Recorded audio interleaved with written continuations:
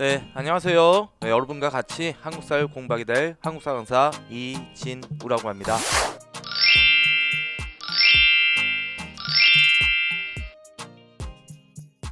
여러분들 우선 만나게 된 거 정말 반갑고요. 우리가 이제 한국사에 대해서 우리가 배우려고 합니다. 그거는 이제 한국사 능력 검정을 준비하는 거죠. 그 시험이 무엇인지 간단하게 보고 그다음 우리 들어가도록 하겠습니다.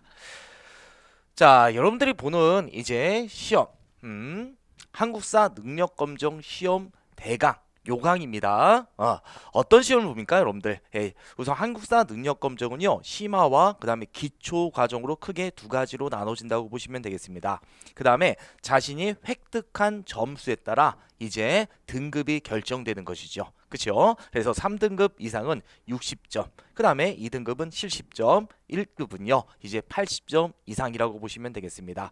그 기본 과정 또한 마찬가지라고 보시면 됩니다. 그래서 6급, 5급, 4급까지 됐고요. 점수는 똑같게 구성되어 있습니다. 그 차이점은 당연히 기본 과정과 심화 과정 차이점은 뭐가 차이가 날까요? 바로 문제 난이도에서 좀 차이가 있다는 거, 그 정도 보시면 되겠고요. 그 분야는 차이가 없다고 보시면 되겠습니다. 점 범위가 나오는 건 마찬가지고요. 난이도의 차이가 조금 있더라. 그 다음에 우선 문항수도 똑같다고 보시면 되는데요. 이제 난이도의 차이가 있다고 썼죠. 그래서 선택지가 여기는 오지선다. 여기는 좀 확률이 좋아지죠. 여기 오지로 되어 있는데요. 사지라고 보시면 되겠습니다. 사지선다로 구성되어 있다. 이렇게 봐두시면 되겠습니다. 그래서 좀 더 확률이 높아진다는 거 알 수가 있겠죠. 자, 그래서 우리 시험 요강 이렇게 보면 되겠고요. 우선 가장 중요한 얘기는 요거죠. 여러분들이 뭐 한국사 교양을 위해서 이 시험을 보는 사람도 있겠지만 대다수는 어떤 시험을 대비하고 또는 어떤 자격증을 획득해야 한 그 과정으로서 많이 배우게 될 겁니다. 그럼 이제 어떤 시험에서는 4급 이상 따와라. 또 어떤 시험에서는 3급 이상 따와라. 이런 식으로 되게 되는데요. 그 4급을 준비하시는 분들이 좀 애매할 겁니다. 그쵸? 나는 이제 4급만 따면 되는데 굳이 어려운 시험을 봐야 되나? 이런 식으로 많이 고민할 건데요. 우선은 범위가 전체 범위다 보니까 이 4급을 딸 땐요, 기본 과정을 선택하는 게 처음에는 많았습니다. 하지만 요즘에는요, 어차피 다 배울 바에 차라리 그냥 뭐야, 어려운 부분은 그냥 내가 틀려버리고 차라리 내가 자신 있는 분야를 맞아갖고 60점을 맞는 게 훨씬 더 안정적이지 않나. 그래서 요즘에는 상급을 많이 보는 추세라고 보시면 되겠습니다. 그러면은 저희 강의는 어디다 초점을 맞추냐? 바로 요 심화 과정과 여기와 그 다음에 기본 과정 요 두 개를 같이 준비한다고 보시면 되겠습니다. 이게 무슨 뜻이냐? 그 기본 과정 또한 대부분 모든 내용을 다 배워야 됩니다. 그리고 또 여러분들이 그 암기가 편하게 되게 있거든요. 어차피 많은 설명이 들어가야 되거든요. 근데 대부분 기본 강의는요, 그냥 나열식 설명이 많습니다. 좀 짧고 쉽게 하다 보니까 여러분이 공부할 목이 많게 된다고 보시면 되겠습니다. 그래서 저는 좀 여러분이 이해하기 쉽게 많은 내용이 포함된 심화 과정, 암기한 양은 똑같다고 보시면 됩니다. 문제 유형은 우리가 딱 봐도 그냥 선택지가 좀 길어질 뿐이라고 보시면 되겠고요. 그래서 여러분들 요 강의는요, 심화와 기본을 같이 어울릴 수 있다. 그걸 여러분들이 명심해 두시길 바라겠습니다. 그러면 기본 과정 보시는 분들은요, 거의 이 강의만 그냥 완강만 해도 됩니다. 따로 복습할 필요가 있다 없다? 없다고 보시면 되겠고요. 그 차이입니다. 그 다음에 심화 과정은 여러분들이 좀 보고 복습 정도만 아주 조금만 더 해도 요 충분히 심화 과정도 여러분들이 어디까지 최소한 2급 이상은 아주 안정적으로 나올 수 있는 그런 강의로 되어 있다고 보시면 되겠습니다. 자, 그래서 요 정도 시험 요강 말씀드렸고요. 자, 그 다음에 이제 우리 배점은 문제마다 이 1점부터 3점 배점이 있다는 거 그거 좀 유념해 두시면 되겠습니다. 출제 범위 들어가도록 하겠습니다. 출제 범위는 또 여러분들이 따로 암기할 필요는 없고요. 그냥 점 범위가 고르게 뭐더라 출제 된다. 그 정도 봐두시면 되겠습니다. 그래서 전근대사가 28문제, 그 다음 근인사가 22문제, 그래서 합이 50문제가 나오게 되겠고요.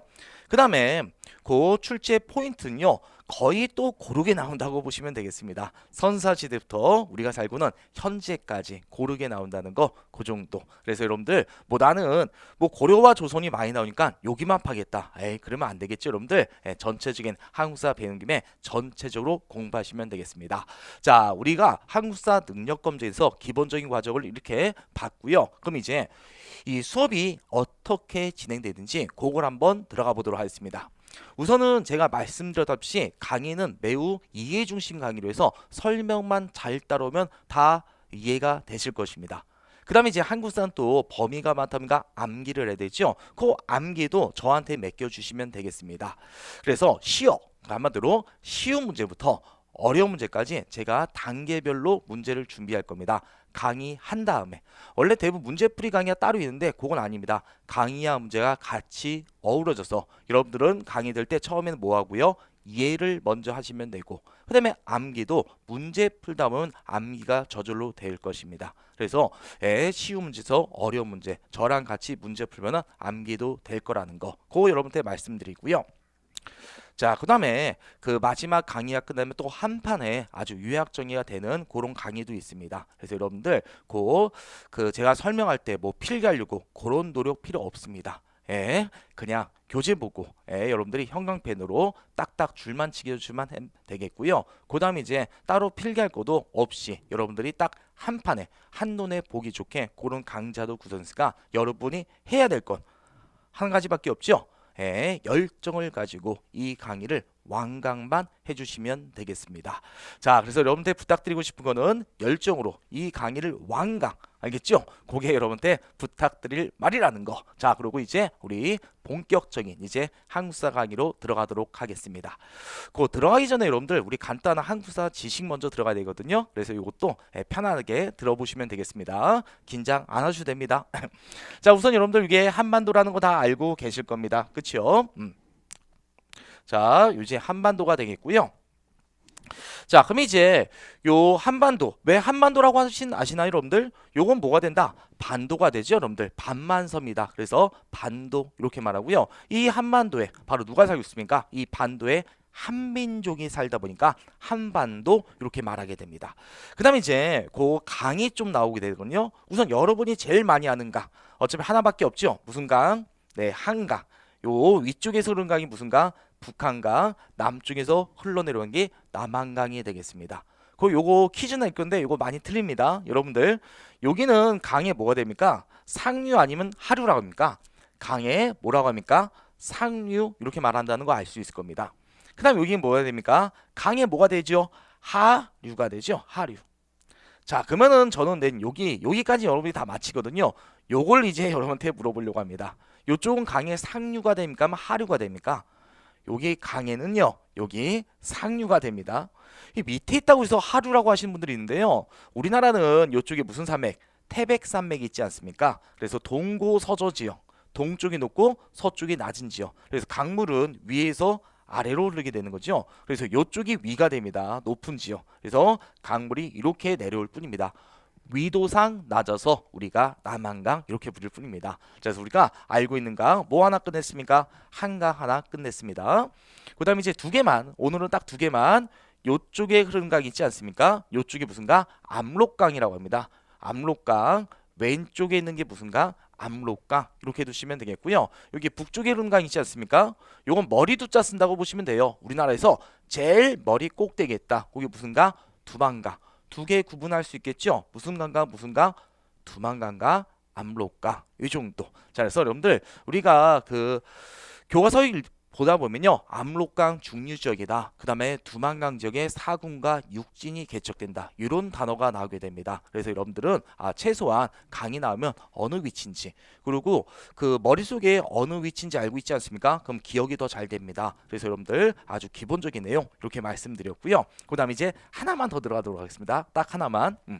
이 한반도에 여러분들 우리나라 사람들이 처음 살기 시작한 건 언제부터였을까요? 구석기 아니면 신석기. 요 한반도의 사람들이 처음 살았던 시대는 언제부터라? 구석기 시대부터였다고 보시면 되겠습니다. 그러니까 우리가 구석기 때부터 배우지 않을 겁니까? 그쵸? 아니 신석기부터 살았으면 우리나라 역사는 신석기만 배우면 되는데 구석기부터 다 배우지 않았습니까, 여러분들? 그러니까 구석기 때 사람들이 처음 살았다. 근데 이들을 우리나라 민족이라 할 수는 있다 없다? 민족이란 할 수가 없습니다. 우리 구석기 때는요 이동 생활을 했고요. 예, 요거는 이동 생활했던 건 우리가 본 강의 때 들어갈 겁니다. 이동 생활에 대해서 이제 한반도에서 일본으로도 많이 이주하고요. 일본에서 우리나라 또는 중국으로도 가는 경우가 많았다고 보시면 되겠습니다. 그래서 민족이 아니라 우리 민족이 형성된 건 언제부터다? 신석기 때부터 어느 시대부터 청동기를 거치면서 우리나라 민족의 기틀이 만들어졌다고 합니다. 그래서 우리나라 민족의 특징 당연히 황인족이 되고요. 어족은 알타이어족이라고 합니다. 그 어족도 재밌는데요.